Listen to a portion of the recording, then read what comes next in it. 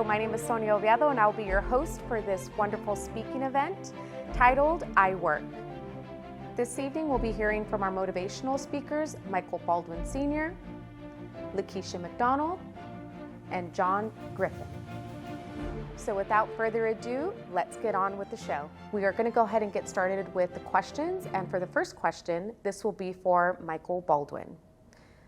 What does hard work mean to you? So when I think about hard work, one of the first things that comes to my mind is what people had told me. I woke up one day and I realized that I didn't have an original thought in my mind, that most of my thinking had come from other people, and I wasn't happy with that, because the idea of hard work was I was supposed to avoid that. I was supposed to avoid working hard, but I realize now that hard work is doing things, not doing things when they should have been done, right? So the reason why it's hard is because I didn't do it when I should have done it, So, for example, I dropped out of high school, right? And so going back was really hard work. It would have been easier had I just stuck it out and dug through. When I think about hard work today, most of the time I don't see work that way, right? Because I usually choose to do things that I'm passionate about. I believe that comfort is overrated. So I don't live my life looking for comfort. If I do, then chances are I'm not going to be willing to do things that are difficult. When I say hard work, it usually conflicts with my mind, because most of us, we don't like to do the things that are hard. So I have to watch the words that I say to myself. So I don't usually use that type of terminology when I say hard work. I usually say that I need to put forth effort or commitment. And then it's not work. It's not even hard anymore. It's just something that I'm passionate about, and I'm willing to go through anything to do it. I remember a few guys that, I was teaching a session on self-control and learning how to manage yourself. And I had these gentlemen, and we had to sit and with tank tops and shorts on in the grass, and we had to allow flies to land on us, right? And the fly could land on you, and you could not shoo it away. You had to allow it to walk on you, as long as it didn't touch your face or your mouth, right? Now, if it touched your face or your mouth, you get it up off of you. But the idea was that this fly represented a thought or an emotion. And we had to learn to endure sometimes negative thoughts or negative emotions without reacting, so that we can ponder them, think about them, not be reactionary. And so as for me, I was reactionary to my own words and to the words of other people. And so doing that taught me how to endure, and taught them how to endure sometimes discomfort. And so when I'm doing some of the things that I'm passionate about, it's no longer hard work. It takes some tenacity, it takes some stick-to-itness, it takes some resilience in order for me to accomplish it, but I don't see it as hard work, because that word kind of like was used in such a negative way in my developmental years, that I have to make sure that I disconnect the wire to it. Because if I didn't, then it would be used against me rather than for me. And today I recognize the power of influence. I recognize that it's important for me to pay attention to who it is that I've allowed to influence me, who it is that I allow to pour into my life, and what have they already poured into my life. Because from where I grew up at and how I grew up, sometimes the environment was geared not for my success, it was geared for my failure. It was geared for me to be self-sabotage. And I didn't recognize that until I took a pause and recognized who was in my head. And some of them didn't mean any harm. They just was giving me what they had got. And they were given that sense of self-sabotage and, genocidal thinking, and I didn't recognize that. And some of it is in words like hard work, So you want to avoid hard work. Most young people avoid things that are difficult, that cause them to think of something as being hard work. Well, this is hard work. I don't want to do this. So what I usually do is I try to encourage people to find things that they're passionate about, because now it's not work at all. If you had someone, I use the analogy of being chased by a dog, and if you're being chased by a dog and he's catching up on you, and, eventually, you got to do something, because there's nowhere to hide. There's nothing to jump on top of. You being chased by this dog. Eventually, you got to stop and fight this dog. But imagine if I was running toward my children. Imagine if I was running toward my mother, or I was running toward freedom. I was running toward my dreams and my goals. So I can run forever. I can run forever when I'm running towards something that I want, when I'm running towards a passion. But if I'm running away from hard work, eventually I'm going to stop and be defeated by it. I'm going to stop. I'm not going to have the same drive. I'm not going to have the same energy that I would have if I was running towards something that I'm passionate about. So I choose not to use language like that in my own vocabulary and in my head and with the young people and the people that I interact with, because they may be wired just like I was wired, you know. And sometimes I realized that I was trained in my developmental years just like you train a dog, you know. Some people train dogs and they can train a dog to go from calm to killer mode, you know, in an instant. So when I think about that word hard work, it means something a little bit different for me. And so I usually shift it so that it can work for me. And so I'm really conscious and sensitive to that, so that I'm careful about my self-talk, about what I repeat to myself. Even when people give me a compliment, I usually make sure that I translate that into my own voice, so that I'm not dependent upon somebody outside of me to motivate me.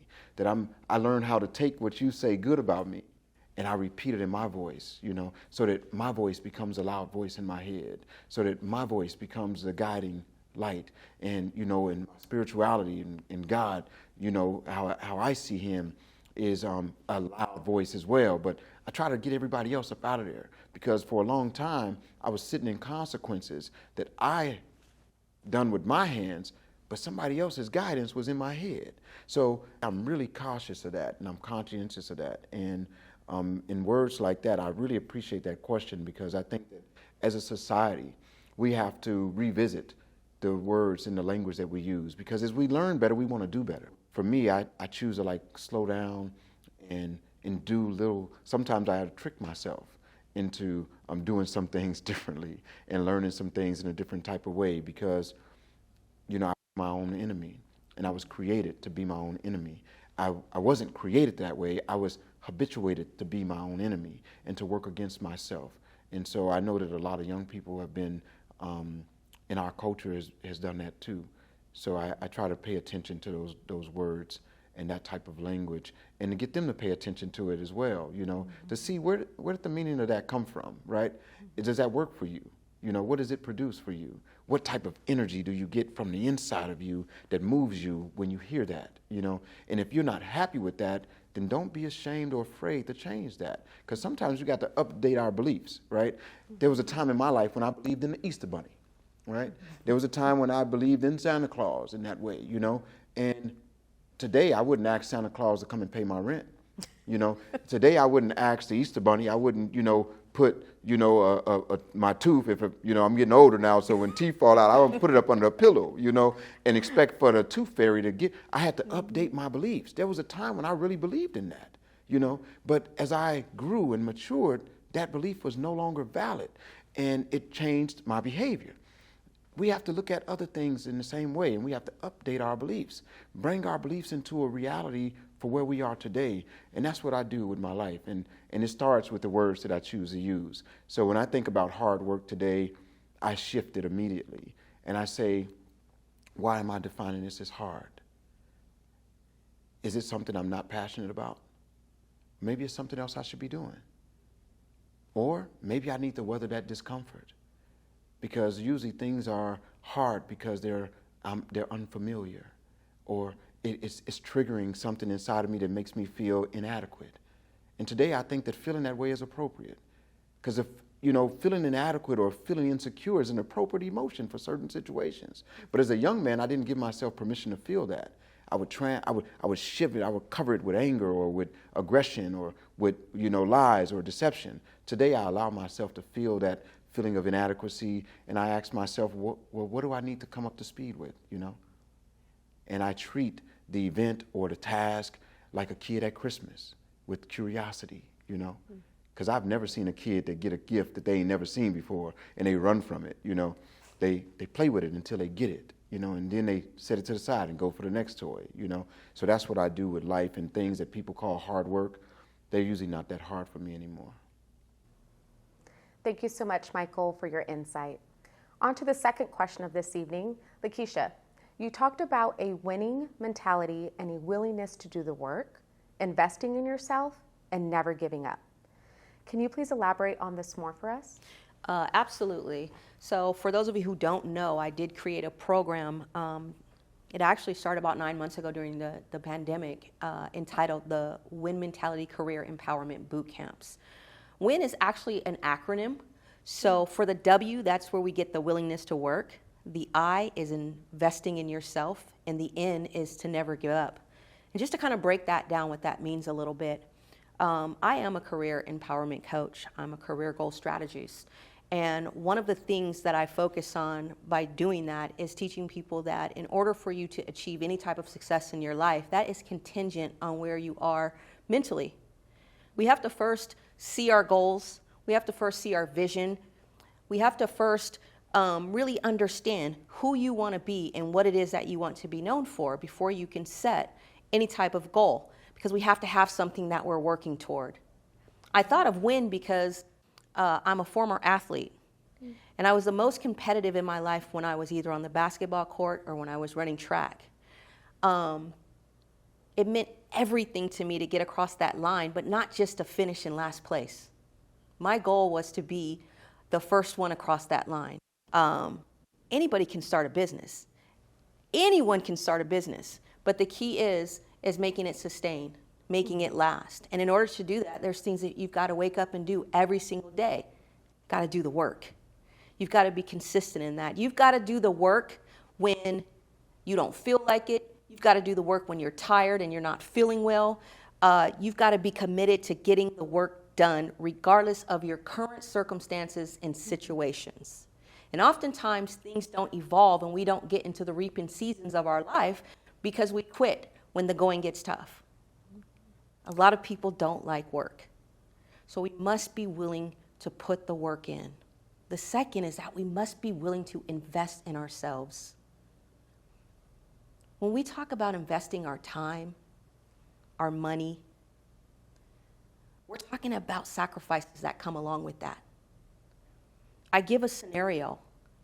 If you're playing a blackjack game and you're standing on the side of the table and you haven't quite gotten in the game yet, when you're standing on the side of the table and you're actually watching other people play, there's no pressure there. There's no pressure there. As soon as you put your money down on that table, you're now invested in that. And it's a whole different type of game that you're playing. I had outgrown everything that I could possibly do professionally, in my opinion, and it was time to go to the next level. And no matter how many times I tried to get started and it didn't work, I refused to quit. I refused to give up on myself. Because if you don't believe in you, you cannot teach other people to believe in you. And I remember there would be days where I would say, I gotta try this. And then I wouldn't because I was afraid I was gonna fail. And one of the greatest lessons that I learned during that journey was that failure is not in the attempt. Failure is in trying something, it didn't work, and you being okay with that. And never trying it again. And once I was able to wrap my head around that concept that there's gonna be a lot of things that I'm gonna try, and that there's gonna be a lot of processes that just aren't gonna work. But what I can do is go back and reconfigure my dreams and reconfigure my ideas and come up with strategic plans and strategies, and to never ever give up on myself and to just not quit. And so when we're talking about winning and when we're talking about a win mentality, it first starts here because personal and professional growth is an inward-outward manifestation. Thank you so much, LeKiesha, for sharing that wonderful information with us. Now on to our final question of the evening. This is to John. John, out of the many pitfalls to success, can you name one that considered a challenge to many? Thank you for that question, Sonia. When I'm speaking to people or talking to people, one of the things that I stress is the importance of not comparing yourself to other people. You see, from my experience of just living life, I can tell you, when you compare yourself to other people, you will always wind up with the short end of the stick. Why? Because in this life, we're all on the racetrack, but each person's lane is built specifically for that person. So everybody's race is different. You can't compare yourself to another person. even though we may start off on the same starting line, right? The finish, everybody's finish is going to be different. And, you know, when we all start off on that starting line, you know, we're running our race. And for us, and for me, my focus is on my lane. But where we run into problems in life is when we take the focus off of our race. And understand that the race could be anything. When I'm talking about race, I'm talking about high schoolers that are in high school, and maybe their grades aren't as good as the other person. You know, maybe they have C's and they're looking at another person with A's or another person with B's, or maybe that other person has graduated quicker than you in college and has moved on to their career. You know, when you're running your race, you look to the right and you see that person in the next lane is just a little bit ahead of you. And when you look to the left, this person is way ahead of you, and then you become discouraged. But we have to understand this, that this race called life is not a sprint. It's a marathon. And you have to understand that in this race called life, it is not the one who gets to the finish line first. It is the one who finishes the race. So life is totally different. But even though you're in your lane and this person's ahead, getting ready to enter the finish line, and this person over here is a little bit farther than you, it doesn't matter. Because whether that person is a little ahead or far ahead, all of us have something in common, and that is opportunity. You see, it's what you do with that opportunity that counts. You see, opportunity is the key that opens the door to get you into the room. However, it's what you do after you get in the room that makes totally the difference. But even taking it further than that, when you're trying to graduate from high school and get into college, or you're trying to graduate from college to get into that dream career or that job or your own business or whatever, whatever your goal is, it's like growing a tree. But we have to understand that before there is the tree, there is the seed. So when you're planting your seed, and by the way, that seed is actually you. So when you're planting that seed, you can't just put it in any type of ground and expect it to grow. You have to take that seed and you have to make sure that when you plant that seed, that it's in good soil. Because when that seed is surrounded by good soil, that soil is going to give all of the nutrients necessary for that seed to grow into a sprout and to one day grow into a tree. Like I said before, you are the seed. That being said, you want to surround yourself with positive people that will nurture you and help you to grow. You want to surround yourself with people that are doing something, people that are positive, people that will uplift you rather than tear you down.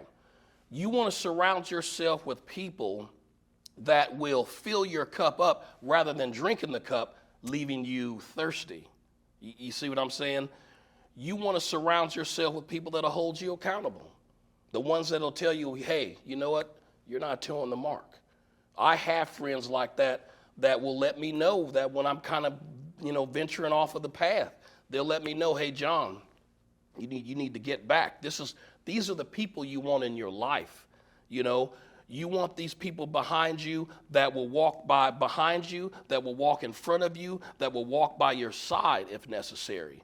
This is what you want. But also, I also strongly push for people that if you're going to pick people to hang around, you want to make sure that, well, here's something that a lot of people are scared of, or nervous about. You want to find people that are smarter than you, that are more advanced than you, that have more experience than you. Hanging around them is going to be uncomfortable, but it's in that discomfort is when you're stretched. And when we go back to that seed, it grows. When you're surrounded with that good soil, you're not just going to stay a seed. That seed is going to crack open, and out comes that sprout.